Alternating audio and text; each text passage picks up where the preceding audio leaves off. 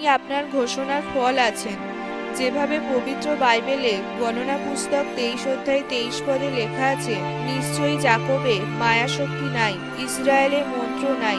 এক্ষণে যাকোবের ও ইসরায়েলের বিষয় বলা যাইবে, ঈশ্বর কি না সাধন করিয়াছেন। প্রিয় ভাই বোন, যদি আমরা বাইবেলে দেখি তো লেখা আছে যাকোবের ঘরে কোনো মন্ত্র কাজ করবে না, অর্থাৎ ঈশ্বরের লোকেদের ওপর কোনো জাদুটোনা কাজ করবে না, কারণ এটা ঈশ্বর তার লোকদের প্রতি প্রতিশ্রুতি করেছেন। কিন্তু ঈশ্বরের লোক হওয়া সত্ত্বেও আজ কিছু লোকের জীবনে দুষ্ট আত্মা কাজ করে, কারণ সেই ব্যক্তি ঈশ্বরের বাক্য দ্বারা প্রার্থনা করেন না ও ঘোষণা করেন না, তাই ঈশ্বর তাদের জীবনে কোনো কাজ করেন না।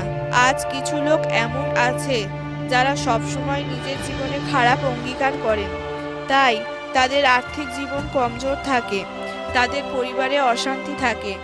যদি কোনো ব্যক্তি তাদের কাছে টাকা ধার চায়, তারা বলে আমাদের কাজকর্ম ঠিকঠাক চলছে না, তাই আমাদের কাছে টাকা নেই। কিছু লোক এমন ভাবেন যে আমার এখনো বিবাহ হচ্ছে না, নিশ্চয়ই আমার কোনো প্রতিবেশী জাদুটোনা করেছেন। আপনি কি জানেন যে আপনি হলেন আপনার ঘোষণার ফল? বাইবেলে ঈশ্বর বলেছেন যে তিনি আমাদের সাপ ও বিছেকে পায়ে দলবার ক্ষমতা দিয়েছেন, আর শত্রুর সমস্ত শক্তির ওপরেও আমাদের ক্ষমতা দিয়েছেন। কোনো বস্তুই আমাদের হানি করতে পারবে না। তাই প্রিয় ভাই বোন, আজ থেকে আপনাকে রাতে শুতে যাওয়ার আগে এবং সকালে ঘুম থেকে ওঠার পর সঠিক অঙ্গীকার করতে হবে, যেন সেই ঘোষণা অনুযায়ী। তাই প্রিয় ভাই বোন, আজ থেকে আপনাকে রাতে শুতে যাওয়ার আগে এবং সকালে ঘুম থেকে ওঠার পর সঠিক ঘোষণা করতে হবে, যেন সেই ঘোষণা অনুযায়ী ঈশ্বর আপনার জীবনে কাজ করতে পারেন। আপনাকে মনে রাখতে হবে, যখনই আপনি বাইবেল পড়েন তো সেই সব বাক্যকে আপনাকে নোট করে রাখতে হবে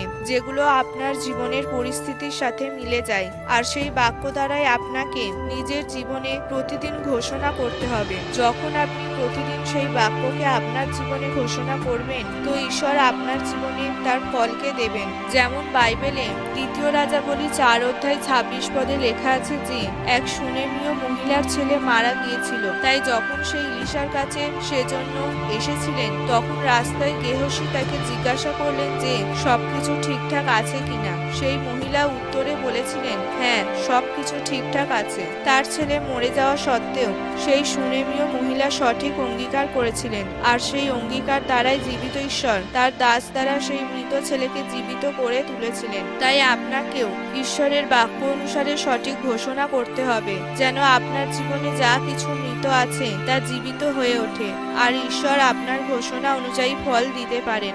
আমেন।